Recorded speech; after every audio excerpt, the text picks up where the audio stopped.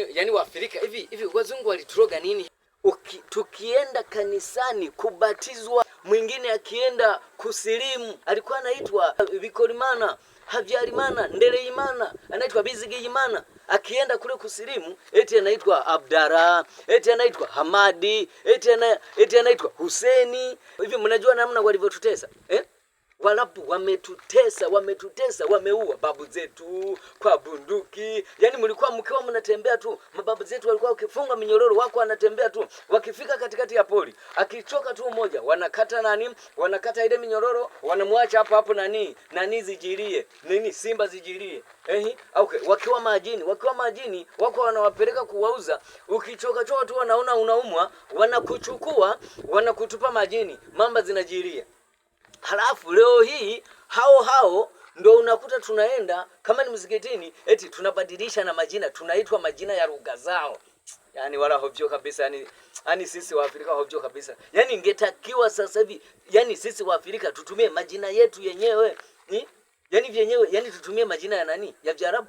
Yani tunatumia majina Mkristo ukienda kubatizwa kanisani, ukienda kubatizwa unaitwa Ntiruoka, Ntigahera, Maganiko, unaitwa Kabika, unaitwa Bizigiyimana, Bikorimana, Halerimana. Ukienda kubatizwa eti unabatizwa Josefu, unabatizwa Luka, unabatizwa Yohana, unabatizwa Matayo. Vya nini hivyo vyote? Okay, unabatizwa okay, hayo majina yani majina ya kule, yani vyenyewe vinatutea majina.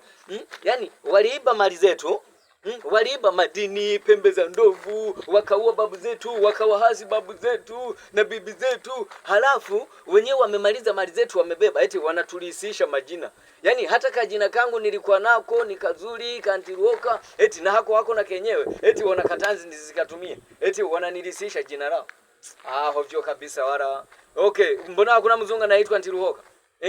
Kuna mzungu anaitwa Bikorimana, kuna mzungu anaitwa Halerimana, kuna mzungu anaitwa Ntigahera, kuna mzungu anaitwa Maganiko, kuna mzungu anaitwa Kabika. Hakuna.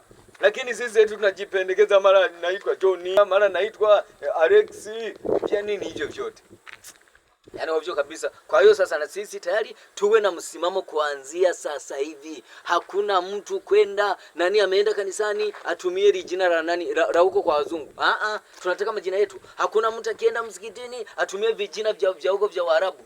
Watu mibaya huko ili tutesa, imetuangaisha. Wazazi wetu wanapigwa, wanafungwa pingu, wanapigwa risasi kila wakati. Walikuwa hawatuonei huruma. Hafu sisi sasa hivi ndo yameshatoka, yamesharudi huko, yameshamaliza na uchumi wetu, yameshaharibu. Hafu sisi eti ndo tunaitwa majina yao.